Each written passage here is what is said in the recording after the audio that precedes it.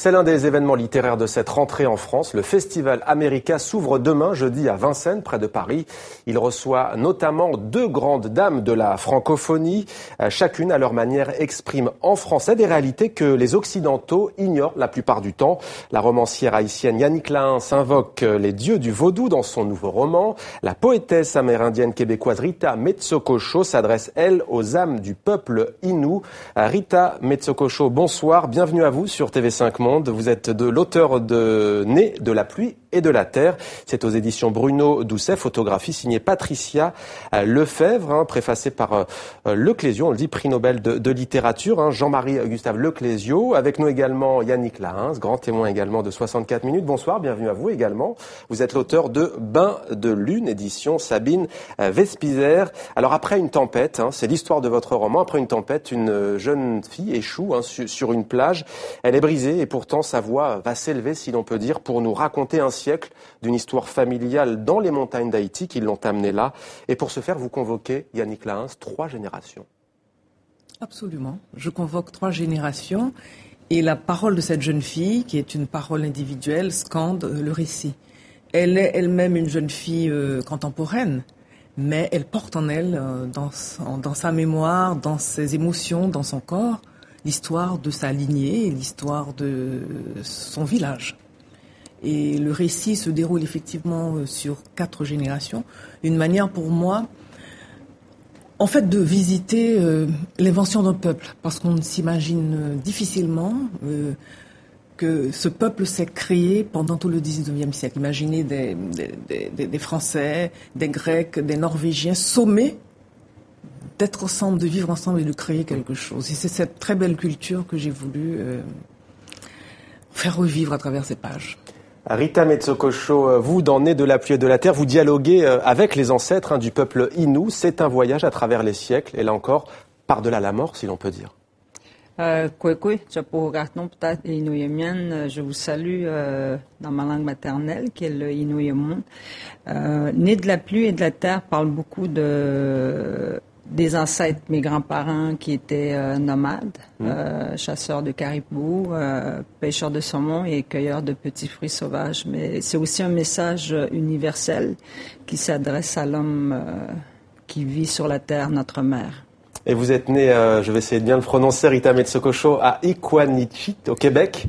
C'est bien dit. Oui, c'est bien dit. C'est donc une réserve indienne Innu. Vous êtes également conseillère, je le précise, dans les domaines de la culture et de l'éducation. Perpétuer cette culture grâce à la poésie, c'est le cœur de votre œuvre ? Je dirais oui. Les Innus sont encore de tradition orale. Et il y a des hommes qui chantent. Et puis les femmes ont beaucoup plus pris la plume parce que je trouve que c'est important aussi de l'écrire, notre langue, pour la conserver et puis la garder en mémoire sur papier, c'est important. Et vous inscrivez tout cela dans un projet puisque vous participez depuis plusieurs années maintenant à la création d'une Innu Michwap Uteitun, une maison de la culture Innu. Yannick Lahens, vous parliez de l'histoire d'Haïti, votre pays. On croit connaître Haïti, misère, violence, vaudou, tremblement de terre plus récemment, pauvreté. Mais que savons-nous vraiment d'Occident vu d'ici ? J'ai envie de dire rien. Oui, parce que je crois que Haïti est vu par le prisme des clichés.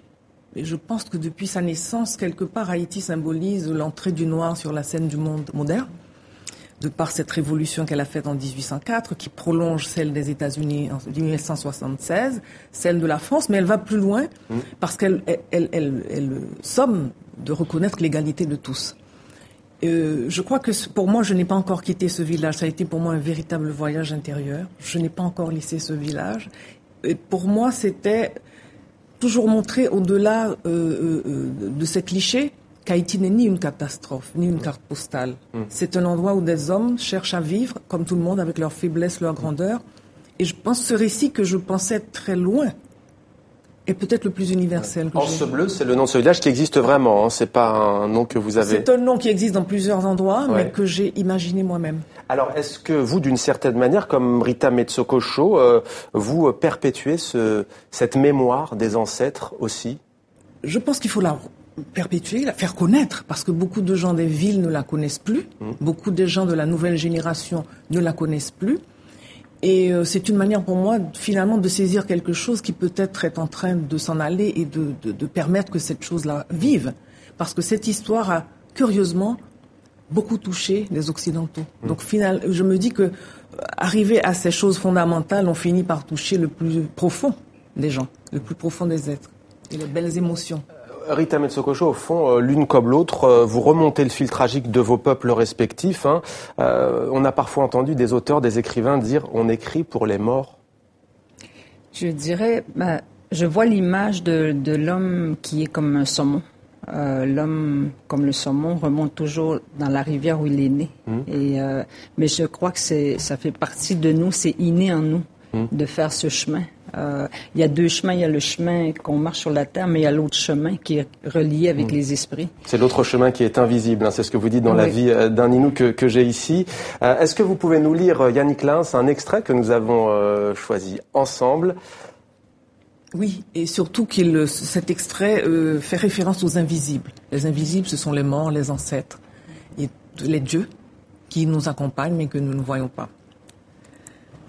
Mon père disait que toutes les voix des ancêtres et des morts, même de ceux venus dans les cales des navires il y a longtemps, soufflent encore dans la végétation marine, remontent parfois jusqu'à la surface des eaux, comme des rumeurs mêlées à la nuit. Dans les cales, on ne distinguait pas le jour de la nuit. Aucun de nôtres ne savait si le navire se dirigeait vers l'horizon ou s'apprêtait à s'enfoncer dans les profondeurs de l'eau. Nous ne pincions plus le nez à cause des vomissures et n'évitions même plus des défécations. Un cri, une chanson, des larmes venaient trouer le murmure ininterrompu de centaines d'hommes, épaule contre épaule. J'aime la mer, son mystère. À tant examiner la mer, j'ai toujours cru que je finirais un jour par faire surgir au-dessus de l'écume toute la cohorte de ceux et celles qui dorment au creux de son ventre sur des lits d'algues et de coraux. Ceux et celles dans les chemins d'eau, la route océane vers la lointaine Guinée, avec Agoué, Simbi et la sirène qui les escorte. Rita Metsokosho, il y a le champ lexical de la nature, la mer, il y a aussi le mystère. Ce sont des mots qui vous parlent? Oui, vraiment. Je crois que même si vous vivez sur une île, il y a beaucoup de choses. Moi, je vis sur le bord de la mer et la mer nous fait voyager. Même on voyage, on l'emmène avec nous quand on va loin, comme venir ici. J'ai l'esprit de la mer avec moi. Vous écrivez ceci, Rita Metsokosho, dans votre livre, après les poèmes, « La langue française n'est pas celle de ma mère, mais le destin l'a mise sur ma route et nous nous sommes apprivoisés. Comment faites-vous pour décrire une réalité qui n'est pas celle des Français, qui n'est pas celle des Belges, des Suisses, des Canadiens? Comment faites-vous pour tenter de raconter cette réalité, celle de votre peuple, celle de votre histoire, avec une langue qui n'est pas la vôtre et avec une langue qui n'est peut-être pas faite pour raconter cela? Je crois que je suis née en pleine harmonie. Je suis née entre la tradition et la modernité et l'écriture et la poésie m'a permis d'avoir cet équilibre. Et je crois vraiment que c'est une mission pour moi aujourd'hui de le faire et de choisir les bons mots aussi. Et c'est à travers les rencontres souvent que je grandis et c'est important de voyager. Yannick Lins, vous avez mis un glossaire à la fin de votre livre. Comment appelle-t-on un être humain en haïtien? Un chrétien vivant. Un chrétien vivant. Et un baka, qu'est-ce que c'est? Ah, ça c'est une figure imaginaire certainement, mais qui est effrayante. Ouais. C'est une créature figure maléfique. Absolument. Ouais. Pourquoi vous avez fait cela? Justement parce qu'on ne peut pas... Non, moi je suis en porte-à-faux en tant qu'écrivain, je suis en porte-à-faux entre les deux langues. Ouais. Je dirais que je suis née avec la langue créole, mais j'ai appris à écrire et lire en français. Et le jour où je me suis rendu compte que le porte-à-faux était quelque chose de très, je peux dire, de stimulant. Parce que les gens qui sont à l'aise n'écrivent pas, ne créent pas, ne peignent pas, ne font pas de la musique, se contentent du monde tel qu'il est. Donc ce malaise, je crois que m'a porté et me porte encore aujourd'hui à avoir cette distance et cette quête finalement de la langue, aussi bien de la langue créole que de la langue française. La langue Innu maintenant que l'on va continuer à découvrir avec vous. Est-ce que vous pouvez nous lire à votre tour l'un des poèmes de votre choix et que l'on apprécie également, donc en français et puis en langue Innu? Oui. Moi je vais vous lire Tiweten. Tiweten c'est le vent du Nord. Le vent du Nord. Oui. Il m'accompagne toujours. Tui te paat mustaten api. Chegwane assi nete nujmit. Te wate wehihet e inuit. Miam chigaihet et tentagohit. Moi, je vous parle du Nord, à la manière des pas des ancêtres, silencieux et respectueux, des pas qui touchent les saisons, des pas qui gravissent les montagnes, des pas qui connaissent le silence, car je connais le Nord pour l'avoir écouté, dans des grands moments de froid, dans des instants uniques d'été. J'entends le saumon qui monte les rivières. J'écoute toujours le chant des arbres. Et le ciel appelle toujours les étoiles. Moi, je vous parle du vrai Nord.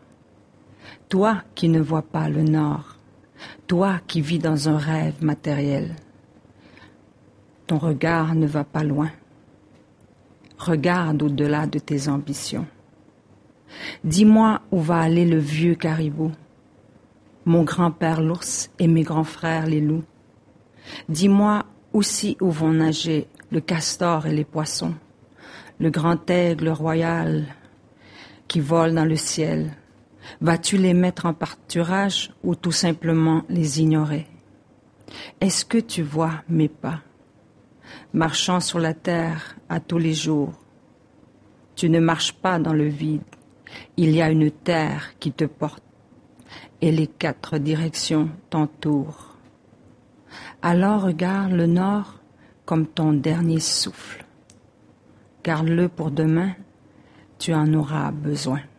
Des mots très profonds. Alors vous êtes venu également, Rita Metsokosho, avec votre instrument. Comment s'appelle-t-il? Et est-ce que vous pouvez, en quelques instants, nous le faire découvrir? Tewenkan.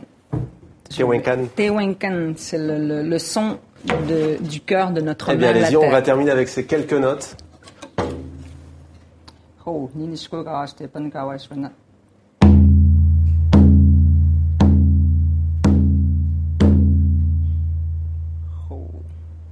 Rita Metsokosho, merci beaucoup. Né de la pluie et de la terre, c'est donc votre livre, édition Bruno Doucet. Merci à vous également, Yannick Lins, d'avoir témoigné dans 64 minutes, Bain de lune, chez Sabine Vespizer, éditeur. Et on rappelle que vous serez toutes les deux dès demain à Vincennes, près de Paris, pour le Festival America. Merci beaucoup à toutes les deux d'être venues sur TV5 Monde.